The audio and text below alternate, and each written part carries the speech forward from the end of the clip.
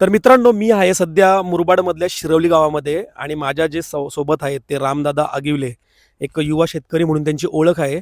त्यांचा व्हिडिओ काढण्याचा एकच उद्देश होता माझा, की त्यांनी जसं मला बोललं, की दादा मी ह्या वावरामध्ये, जसं तुम्ही हा वावर बघत असेल 1.5 एकरचा वावर आहे.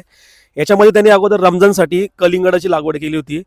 परंतु रामभाऊंच्या काही छोट्याशा चुकांमुळे त्या कलिंगडांचं त्यांना खूप मोठ्या प्रमाणात नुकसान सहन करावं लागले. माझ्या स्क्रीनवरचे तुम्ही फोटो पण सुद्धा बघू शकता.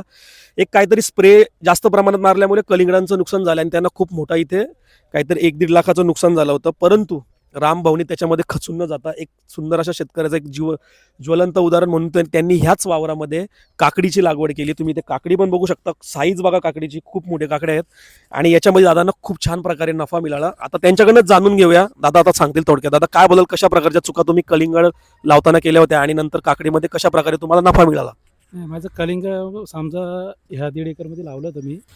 तर साधारण 4-5 लाखाचं, कारण ते यावेळेस बाजार रमजानमध्ये बाजार खूप छान होते. तर मी त्या हिशोबातच लावलं होतं. पण माझे एक स्प्रेमुळे एक स्प्रे माझा चुकीचा गेला. प्लॅनोपिक्स म्हणून, मी सेटिंग कमी वाटत होती मला. प्लॅनोपिक्स माझं प्रमाण जास्त गेलं पंपाला. तर प्रमाण जास्त गेलं, पूर्ण झाडं सुकत गेली आणि जी साईज होती ती वाढली नाही.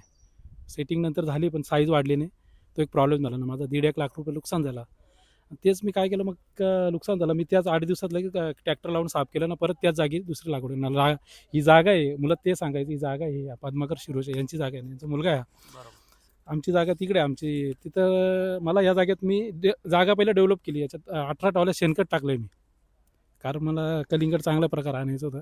पण मी खचून न जाता मग पुन्हा एकदा काकडी लावली नाही. ह्याच सीझनला मी मे महिन्यात गेल्या वर्षी पण काकडी लावली होती. पण गेल्या वर्षी 6 मेला पाऊस चालू झाला होता. त्या पावसात पण नुकसान झालं आणि बऱ्यापैकी गेल्या वर्षी जास्त, याच्यापेक्षा 1.5 एकर जास्त होतं. 3 एकर काकडी लावली होती. पण माझं नुकसान गेल्या वर्षी झालं नव्हतं. पण